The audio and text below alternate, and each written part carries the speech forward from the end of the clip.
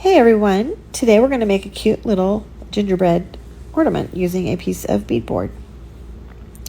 I took this little gingerbread ornament cutout that I have, did a quick coat with some Dixie Belle paint in the color of pine cone.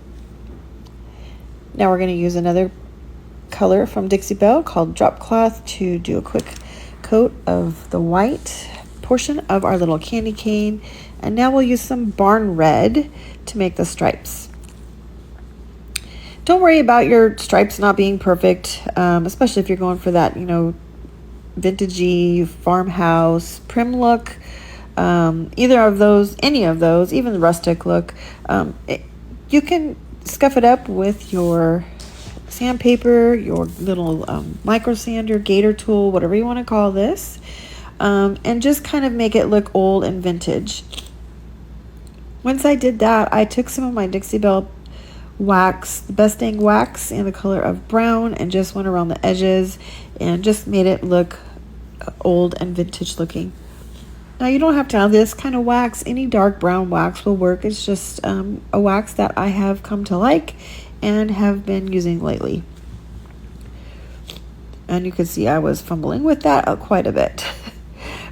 Once it was all dried and the wax was on, I'm going to give the gingerbread guy some little eyes. I'm using my dot tool that you could find on Amazon to put some black, and then I just went over the top of it with a little dot of white to make a little eye.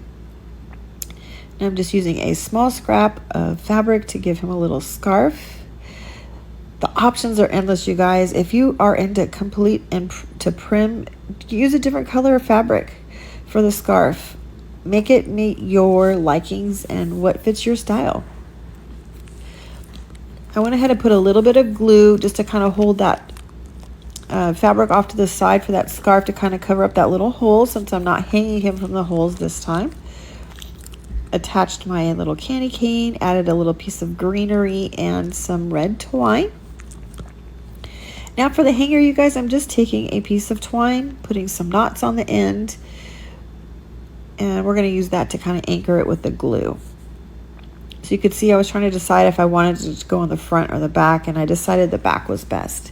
Now if you don't like the twine, you can certainly drill some holes in here and use some wire. I was just being lazy. Kevin took the drill and didn't want to go look for it. So I glued that down. Now I'm just using a couple pieces of drop cloth to anchor over the top of that twine to give it just a little bit more of stability to hang so that it doesn't fall off.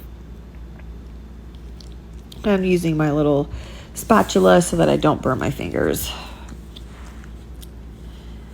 And I felt like it just needed one more little thing, actually two more things here. We put a little button on the top of that twine right in the middle. And then I'm going to take a small piece of drop cloth and we're going to stamp on it just to give it just a little extra oomph. Just that little extra embellishment that I felt like it needed. Now, of course, if you don't like that look, don't add it. You don't have to have that. Just, this is just for inspiration. Do what you like.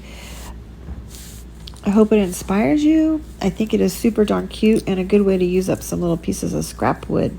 Thanks for watching, friends. I hope you enjoyed it.